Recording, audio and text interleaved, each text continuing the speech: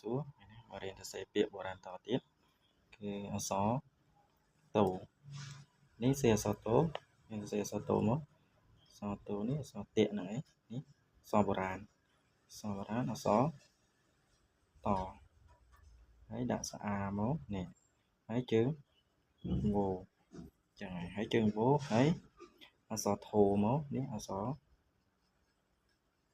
ធូពីដើមចឹងហើយធូធាក់ណាំងនេះធាក់ណាំងរៀនសរសេរមកឲ្យវាស្អាតតិចទៅហើយនេះជាអក្សរបុរាណយើងគឺអញ្ចឹងពីដើមអក្សរយើងអក្សរសម័យដូនតាយើងចឹងនេះស្អោគេដូចយាមអង្គលយើងអញ្ចឹងធ្វើតាមរូបយាមអង្គលពីដើមស្អោអានេះអក្សរហអានេះអក្សររោអក្សររោហើយអក្សរតអក្សរតដាក់ស្អិពីលើមក